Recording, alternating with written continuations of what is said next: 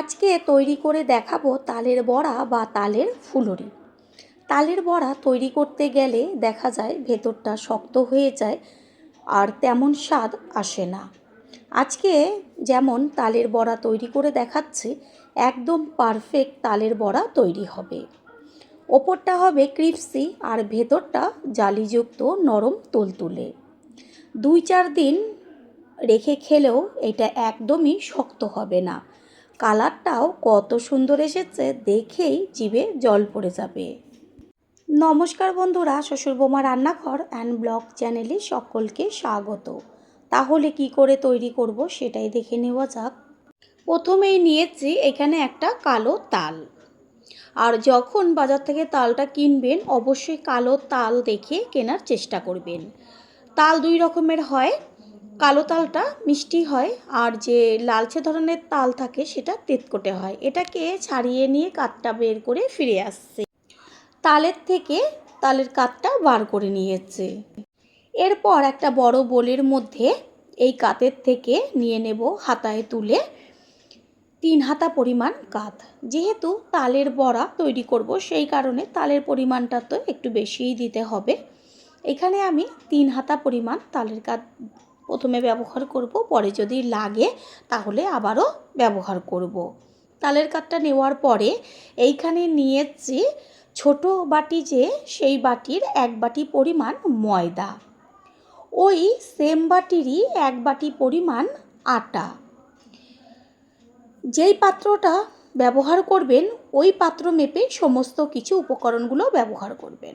এবার দিয়ে দেব সম পরিমাণে চালের গুঁড়ো।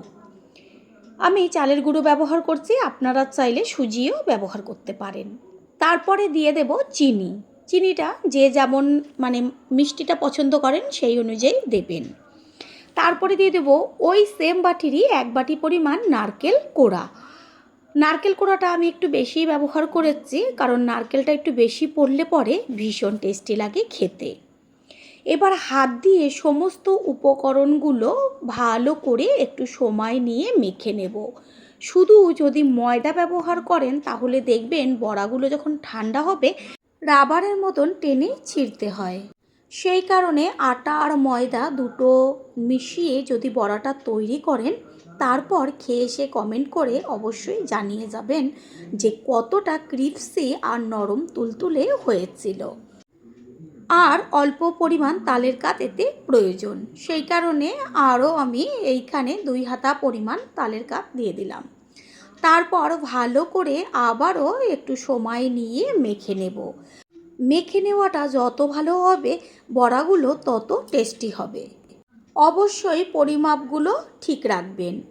ভালো করে মেখে নেওয়া হয়ে গেছে। এবার আমি হাতের মধ্যে তুলে একটুখানি দেখে নেব যে ব্যাটারটা ঠিক মতন তৈরি হলো কি না।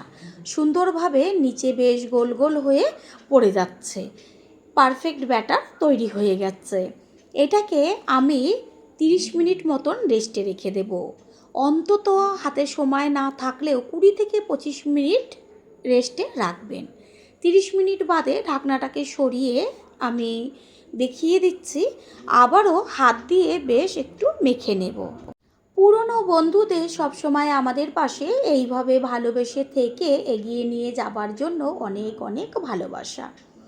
এইদিকে ব্যাটারটা তৈরি করতে করতে গ্যাসের ওভেনে কড়াইটা বসিয়ে তাতে দিয়ে দিয়েছি তেল। তেলটা প্রথমে ভালো করে গরম করে নিতে হবে, তারপর গ্যাসের ফ্লেম লো করে আস্তে আস্তে একই সাইড দিয়ে গরম তেলের মধ্যে ছাড়তে হবে। ঠিক দেখাই যাচ্ছে যে হাত দিয়ে বেশ ব্যাটারটাকে ঘুরিয়ে ঘুরিয়ে একটা একটা করে আমি এক সাইড দিয়েই সুন্দরভাবে ছেড়ে দিচ্ছি। এতে কি হবে, এই এক সাইডে দিতে দিতেই বড়াগুলো সমভাবে হতে থাকবে। আর যদি চারদিক দিয়ে আলাদা আলাদাভাবে দিতে থাকি বা তেলের মধ্যে ছাড়তে থাকি, যেগুলো হয়ে যাবে তখন ঝাঁঝরি দিয়ে যখন নাড়া দেব ওই যে কাঁচাগুলো থাকবে সেটা কড়াইতে লেগে যাবে। সেই কারণে এক পাশ দিয়ে ছাড়লে পরে বেশ একভাবেই বড়াগুলো হতে থাকবে। আর যখন দেখবেন বড়াগুলো হবে এমনিতেই তেলের উপরে ভেসে উঠবে। ঠিক এইভাবে বেশি করে একেবারে অনেকগুলোই দিয়ে দেব। যেসব বন্ধুদের চ্যানেল না থাকা সত্ত্বেও আমাদের ভালোবেসে এত সুন্দর সুন্দর কমেন্ট করে পাশে আছে, তাদের অসংখ্য অসংখ্য ধন্যবাদ ও অনেক ভালোবাসা। তারই মধ্যে একজন হচ্ছে নবকুমার মণ্ডল, লিখেছে আমি বীরভূম থেকে দেখছি, ভালো লাগলো। দাদাভাই, আপনাকে ও আপনার পরিবারের সকলকে অসংখ্য অসংখ্য ধন্যবাদ ও অনেক ভালোবাসা। এইভাবেই ভালোবেসে সবসময় আমাদের পাশে থাকবেন। বড়াগুলো নিচের পিঠটা হয়ে এসছে, সেই কারণে ওপরে বেশ তেলের ভেসে উঠেছে, দেখাই যাচ্ছে। আলাদা করে আর ঝাঁঝরি দিয়ে বা খুন্তি দিয়ে ছাড়াবার দরকার নেই। যখনই দেখবেন বড়াগুলো হতে শুরু করবে তখনই তেল থেকে ছেড়ে ছেড়ে আসবে। এই পাশেরগুলো কাঁচা, সেই কারণে তেলের ওপরে কিন্তু নেই, নিচেই রয়েছে।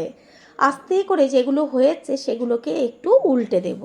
আর বড়াগুলো কত সুন্দর ফুলে উঠেছে। ঠিক এইভাবে এপিট ওপিট করে বড়াগুলো খুব সুন্দরভাবে ভেজে নেব। বড়াগুলোর কালার কত সুন্দর এসছে। এইভাবে আরেকটুখানি ভেজে নিলেই বড়াগুলো সমস্ত ভাজা হয়ে যাবে। সমস্ত বড়াগুলোই ভেজে নেওয়া হয়ে গেছে। এবার ঝাঁঝরির মধ্যে করে বড়াগুলোকে তুলে একটা সাইডে রেখে দেব, তেলগুলো যেন গড়িয়ে যায়। বড়াগুলো কত ফুলে উঠেছে, আর একটাও একটার গায়ে লেগে যায়নি, সমস্ত একদম ছাড়া ছাড়া হয়েছে। প্রথমবার যারা আমাদের চ্যানেল ভিজিট করছেন তাদের আন্তরিক শুভেচ্ছা ও অনেক অনেক ভালোবাসা। আমাদের রেসিপিগুলো যদি ভালো লেগে থাকে সাবস্ক্রাইব করে দেওয়ার অনুরোধ রইল ও পাশে থাকা বেল আইকনে ক্লিক করলে পরবর্তী ভিডিওগুলো সবার আগে আপনাদের কাছেই পৌঁছে যাবে। একই প্রসেসে পরের ব্যাচেরগুলো ভেজে নেব। বন্ধুরা, আপনারা যে যেইখান থেকে ভিডিওটি দেখছেন অবশ্যই কমেন্টের মাধ্যমে জানাবেন। আপনাদের ধন্যবাদ জানাতে পারলে সত্যিই আমরা ভীষণ ভীষণ আনন্দিত হব। একবারে অনেকগুলো একইভাবে দিয়ে দিয়েছে, আর বেশ এটা গ্যাসের ফ্লেম মিডিয়াম টু হাই করে ভেজে নেব। এই যে যখন এটা হয়ে যাবে নিচের পিঠটা, তখন দেখবেন বেশ সাইড থেকে একটু তেলে নাড়া দিলেই সুন্দরভাবে বড়াগুলো তেলের ওপরে ভেসে উঠবে, কড়াইতে একটাও লেগে যাবে না। যেই পাশের বড়াগুলো দেখবেন আগে ছাড়বেন সেগুলো আগে হয়ে যাবে, আর যেগুলো লাস্টের দিকে মানে পরে ছাড়বেন সেগুলো একটু পরে হবে।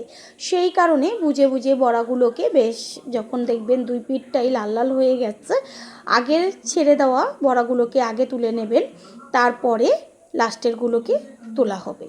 ঠিক এইভাবেই সমস্ত বড়াগুলো যদি ভাজা হয় যেমন ক্রিস্পি হবে তেমন টেস্টি হবে। এই বড়াগুলো ভেজে নেওয়া হয়ে গেছে।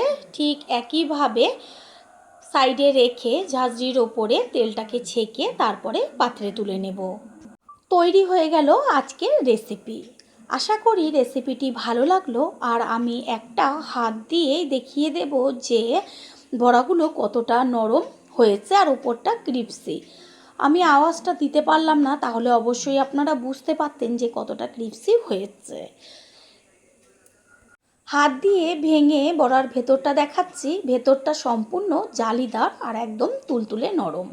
ঠিক এইভাবে যদি 2 থেকে 3 দিন রেখে রেখে খান দেখবেন এরকমই নরম তুলতুলে থাকবে।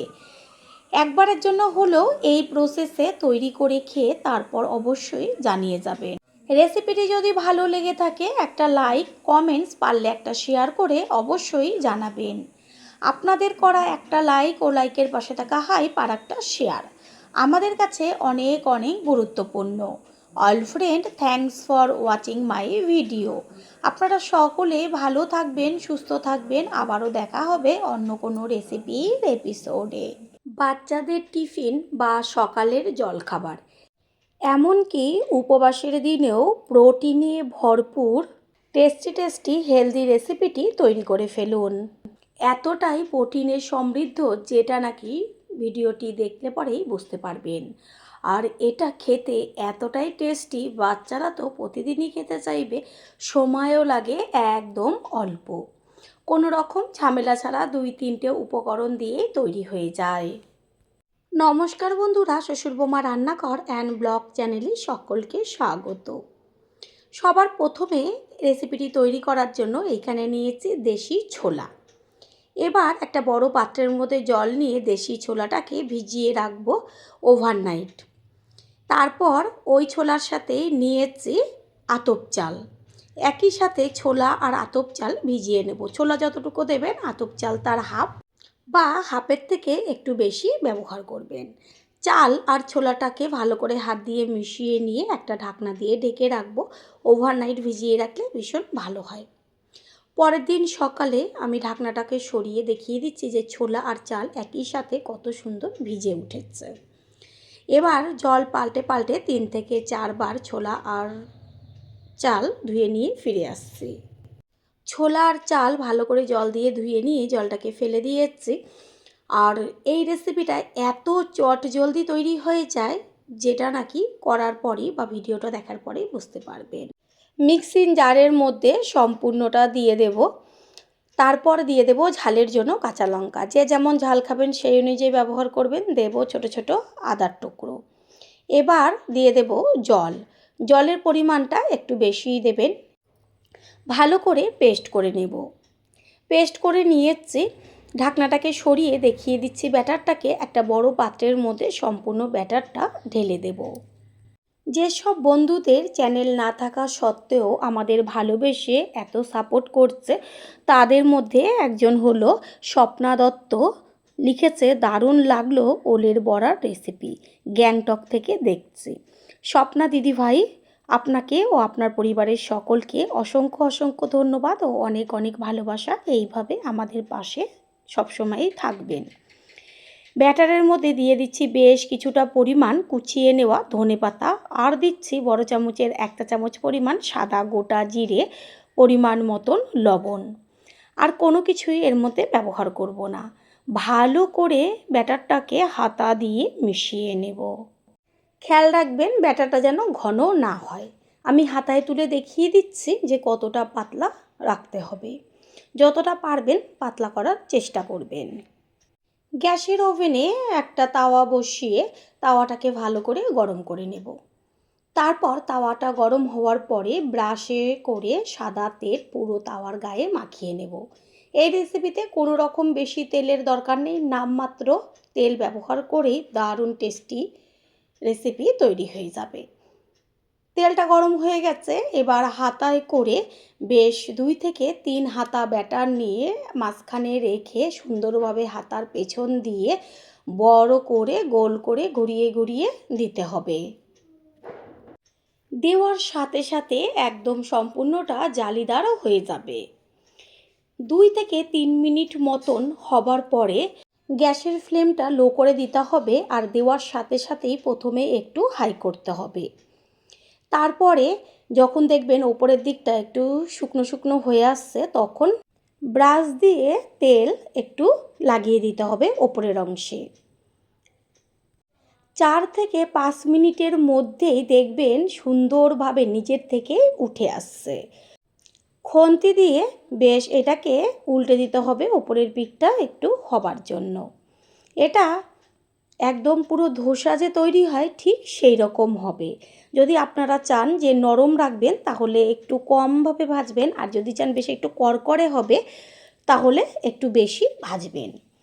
আমি একটু খুন্তি দিয়ে সুন্দরভাবে এটাকে মুড়িয়ে নিলাম। এবার আস্তে করে তুলে নিলাম।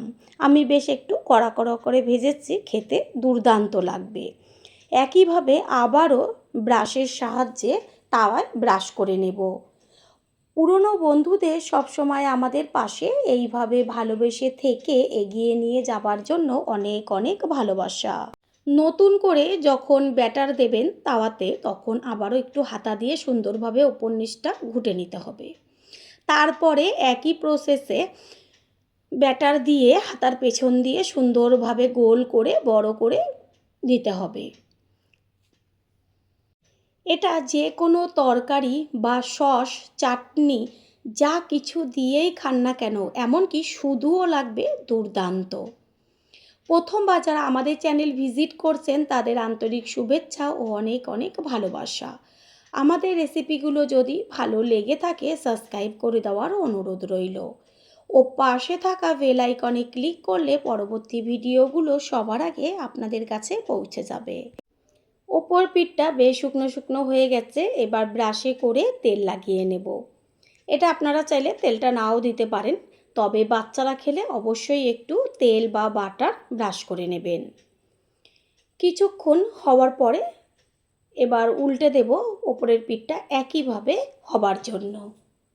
পুরো ধোসার মতন তৈরি করতে হবে। এটাও হয়ে গেছে, একইভাবে মুড়িয়ে নিয়েছি, পাত্রে তুলে নিচ্ছি। এইভাবে সমস্তগুলো তৈরি করে নিয়ে ফিরে আসছি। বন্ধুরা, আপনারা যে যেইখান থেকে ভিডিওটি দেখছেন অবশ্যই কমেন্টের মাধ্যমে জানাবেন। আপনাদের ধন্যবাদ জানাতে পারলে সত্যিই আমরা ভীষণ আনন্দিত হব। আপনাদের করা কমেন্টসগুলো পেয়ে আমরা এতটাই উৎসাহিত হই পরের ভিডিওগুলো তৈরি করার জন্য। সমস্ত রেসিপিগুলো তৈরি হয়ে গেল। বোঝাই যাচ্ছে যে কত প্রোটিন আর হেলদি একটা রেসিপি। আশা করি রেসিপিটি ভালো লাগলো, আর যদি ভালো লেগে থাকে একটা লাইক, কমেন্টস, পারলে একটা শেয়ার করে অবশ্যই জানাবেন। আপনাদের করা একটা লাইক ও লাইকের পাশে থাকা হাইপ আর একটা শেয়ার আমাদের কাছে অনেক গুরুত্বপূর্ণ। All friend, thanks for watching my video.